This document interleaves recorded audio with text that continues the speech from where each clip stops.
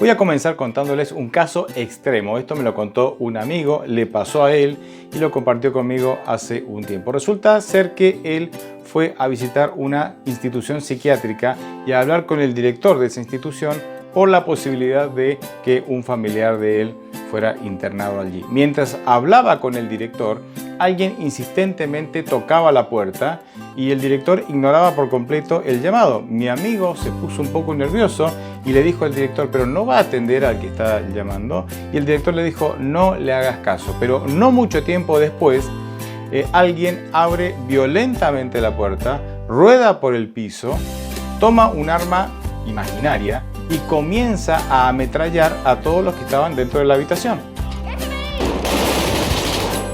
En ese momento, el director se levanta y con total firmeza le dice que se levante, que se vaya y que se deje de matar gente.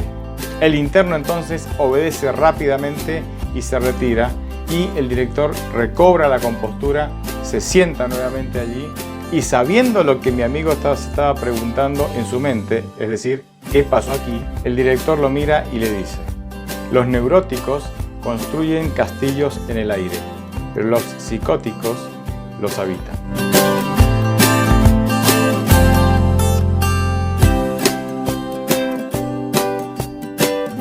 Este es un ejemplo extremo, pero ilustra perfectamente lo que yo hoy quiero compartir con ustedes. Construimos en nuestra mente la realidad que decidimos vivir. La pregunta que tenemos que contestar ahora es: ¿cómo construimos la realidad que todos nosotros vivimos? Bien, la construimos a través de una herramienta que se llama percepción.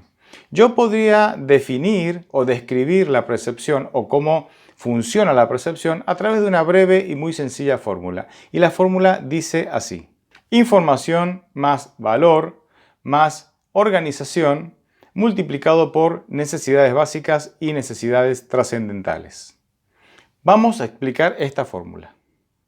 La percepción se nutre de la información que recibimos. Esta información se percibe a través de nuestros 5 sentidos: el gusto, el olfato, la vista, el oído y el tacto. El segundo componente de esta fórmula es el valor, es decir, nosotros al recibir la información la valoramos porque no toda la información tiene el mismo valor. Es como en nuestra cocina. La cocina tiene muchos utensilios, sin embargo, los utensilios más valiosos, que consideramos más imprescindibles, los colocamos en un lugar prominente, más a mano, para que podamos usarlos con mayor frecuencia. Y los utensilios que usamos muy poco están generalmente en algún cajón más escondidos porque obviamente tienen para nosotros menos valor.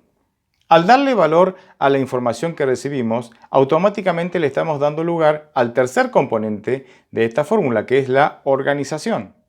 En definitiva, una información correctamente valorada y correctamente organizada se vuelve algo útil para nuestra vida. Pero no podemos negar que la información bien valorada y bien organizada están fuertemente influenciadas por nuestras necesidades básicas, pero también por nuestras necesidades trascendentales. Nuestras necesidades básicas o inmediatas pueden ser nuestras necesidades de aire, nuestra necesidad de alimentos, nuestra necesidad de afecto, etc. Y afectan e influyen mucho en la manera en que nosotros valoramos la información. Por ejemplo, a mí me puede parecer muy importante repasar todo el campeonato de la categoría de TC2000 en automovilismo del año 2015. Sin embargo, las necesidades básicas o las necesidades inmediatas me dicen: pará, vos no podés ahora tomarte todo este tiempo para repasar tu campeonato favorito. Vos tenés que ir a trabajar, porque tenés que traer el sustento, porque hay que pagar las boletas, porque hay que traer los alimentos a casa. Necesitamos el dinero. Entonces, las necesidades básicas o inmediatas, de alguna manera, también me ayudan a organizar y valorizar la información, y de esa manera yo puedo organizar mi vida en base al valor que le doy a la información. Pero no podemos ignorar la influencia de las necesidades trascendentales, a través de las cuales surgen preguntas como: ¿y solo trabajamos por la comida? ¿Solo trabajamos para pagar el alquiler? ¿Solo lo hacemos para llegar a fin de mes? ¿No hay más en la vida? Y surgen obviamente aquí las preguntas trascendentales de la vida: ¿quién soy? ¿Cuál es el propósito que hay para mí en esta vida? ¿Qué hay después de la muerte? ¿Por qué hago lo que hago? Etcétera, etcétera, etcétera. En definitiva, podríamos ahora sí resumir lo que es la percepción en la siguiente definición. La percepción es el proceso mediante el cual el individuo interpreta la información que ingresa por los sentidos para crear una imagen del mundo. En definitiva, el resultado de la combinación de todas estas variables que componen la fórmula de la percepción, ese resultado se llama realidad. Es tu realidad y es mi realidad, porque la realidad es subjetiva. La información puede ser la misma, es decir, todos podemos recibir la misma información, sin embargo, la realidad que nosotros vamos a construir a partir de esa información, por medio de esta herramienta que se llama percepción, la realidad es subjetiva. Cada uno puede elaborar su propia realidad. Está de más decir que este proceso se genera en nuestra mente y lo que nosotros tenemos que entender es que todo lo que nosotros hacemos en nuestra vida se genera en nuestra mente. Todas las prácticas, los hábitos, las acciones que realizamos minuto a minuto tienen su origen en nuestra mente. Dios sabía esto y es por eso que en Proverbios 23:7 nos dice lo siguiente: porque cuáles son sus pensamientos íntimos, tal es Él. Mateo 5:28 también declara: porque yo os digo que cualquiera que mira a una mujer para codiciarla, ya adulteró con ella en su corazón. Nuestra mente es el cuartel general. Nosotros literalmente vivimos por medio de nuestros pensamientos. Nuestra vida se desarrolla donde se desarrollan nuestros pensamientos.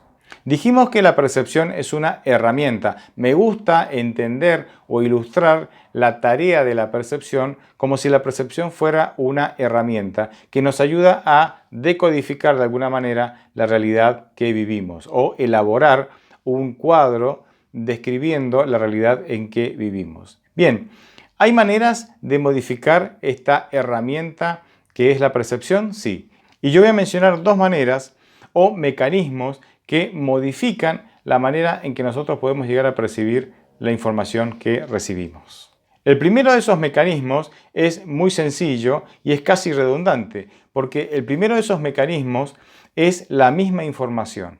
La información modifica o tiene la capacidad de modificar la manera en que percibimos las cosas. De hecho, la información puede llegar a ser más fuerte que la razón. Por ejemplo, ¿por qué sentimos miedo cuando vemos una escena de una película de terror, cuando nosotros sabemos que lo que estamos viendo es ficción?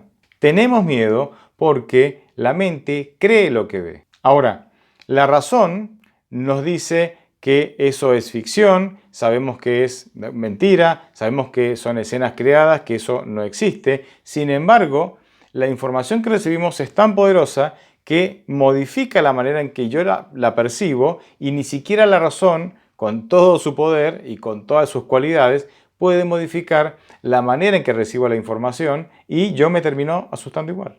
Hay muchos estudios que confirman la influencia que la información tiene a través de los medios de comunicación.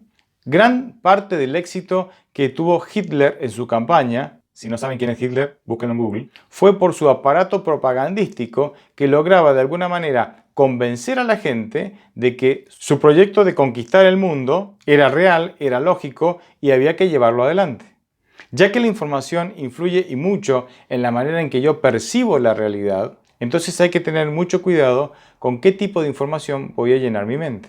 Ya Dios había anticipado este problema y en Proverbios 4:23 nos da el siguiente consejo: sobre toda cosa guardada, guarda tu corazón, o sea, tu mente, porque de él mana la vida. El segundo mecanismo a través del cual nosotros podemos modificar la manera en que nuestra mente percibe la realidad es la fe. De Moisés se dice en Hebreos 11:27: por la fe dejó a Egipto, no temiendo la ira del rey, porque se sostuvo como viendo al invisible. Todo Egipto veía la realidad de una manera, percibía la realidad de una manera. Muchos de los israelitas también la percibían de la misma forma que los egipcios. Sin embargo, la fe de Moisés le permitió percibir otra realidad, aunque la información era la misma, y eso le permitió tomar decisiones que cambiaron su vida y la vida de toda una nación. Otro ejemplo bíblico clásico que no puedo dejar de mencionar es el caso de los 12 espías que fueron enviados para que investigaran Canaán. Todos recibieron la misma información, pero dos de ellos la percibieron de una manera diferente, Josué y Caleb. ¿Por qué? Porque tenían fe.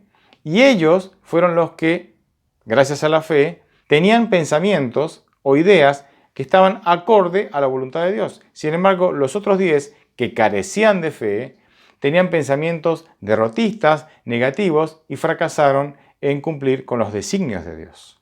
Pero hay más ejemplos. Los pastores, llenos de fe, pudieron percibir en ese niño pobre e inocente que no tenía recursos y que nació en una cueva donde se guardaban animales y su cuna era un pesebre, es decir, un comedero para los animales, pudieron percibir en ese niño al Mesías prometido desde hacía tanto tiempo. El ladrón en la cruz pudo percibir en ese hombre colgado al medio como el principal de los delincuentes, sangrando, torturado y siendo insultado y humillado de todas las formas posibles, pudo percibir en ese hombre al Mesías y elevó una petición que Jesús contestó de manera positiva.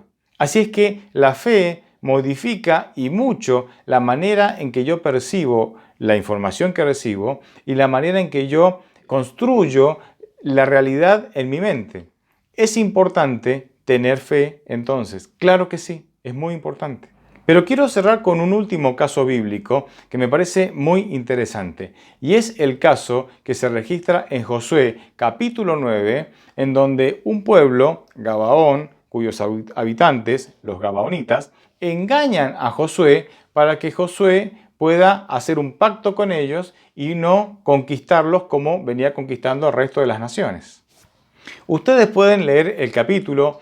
Estos gabaonitas, que no vivían demasiado lejos de Israel, dijeron lo siguiente: vamos a engañar a los israelitas. Entonces, un grupo de ellos tomaron y se pusieron vestidos muy rotos, sandalias muy gastadas y remendadas.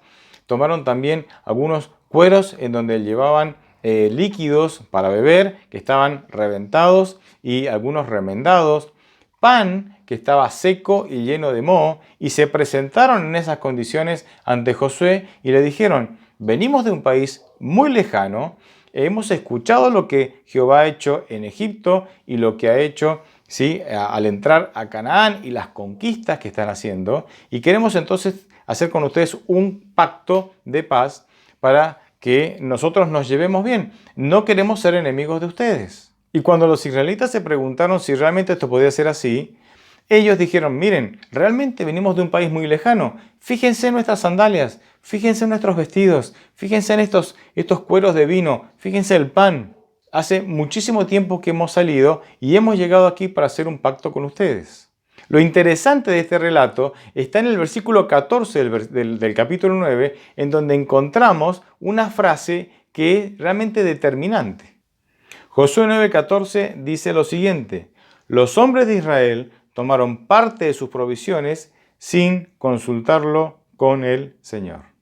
Es decir, los hombres de Israel, los hombres del pueblo de Dios, vieron la evidencia presentada y dijeron: es obvio que estas personas están diciendo la verdad. Todo indica, las evidencias indican que estas personas están diciendo la verdad. Sin embargo, no era así. A veces podemos preguntarnos, si emprendemos alguna tarea para el Señor, por ejemplo, y nos va bien, ¿es evidencia de que esa tarea es voluntad de Dios?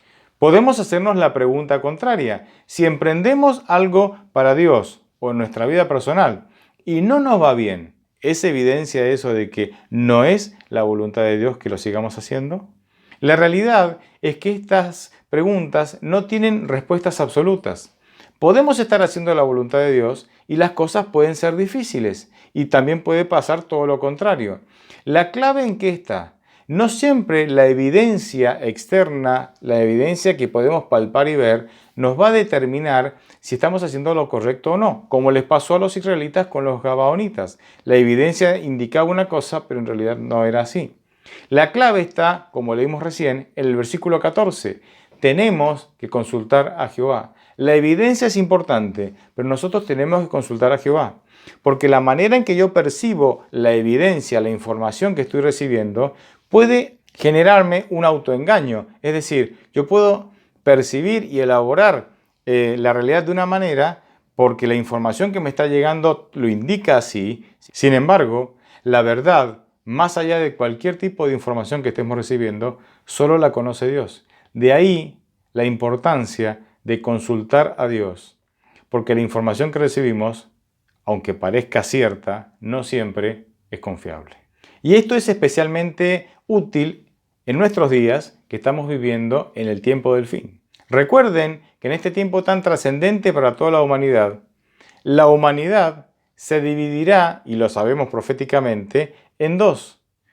Ambas partes, ambos bandos, por así decirlo, van a, de alguna manera, sostener y defender una realidad diferente con la misma información. Los que estén de parte de Dios sostendrán que todo lo que está pasando es un plan tramado por el enemigo de Dios para destruir a la humanidad y no prepararla para el gran evento de la segunda venida de Cristo. Sin embargo, los que no estén con Dios, es decir, los que no han puesto a Dios como primero y principal en sus vidas, acusarán al pueblo de Dios como responsable de todas las cosas que están pasando. Ambos grupos han recibido la misma información, pero la perciben de manera diferente y crean en sus mentes realidades diferentes y viven esas realidades a tal punto que estos grupos se vuelven antagónicos y un grupo terminará persiguiendo al otro. ¿Y vos? ¿Te estás preparando para ese momento? ¿Y vos? ¿Estás permitiendo que Dios pueda hacer la mayor influencia en tu vida?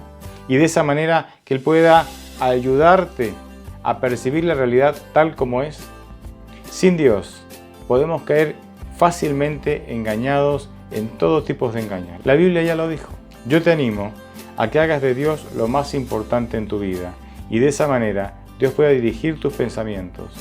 De esa manera vos puedas ser una persona llena de fe y puedas ver la realidad tal como la ve Dios y no necesariamente como la ve este mundo. Dios te bendiga.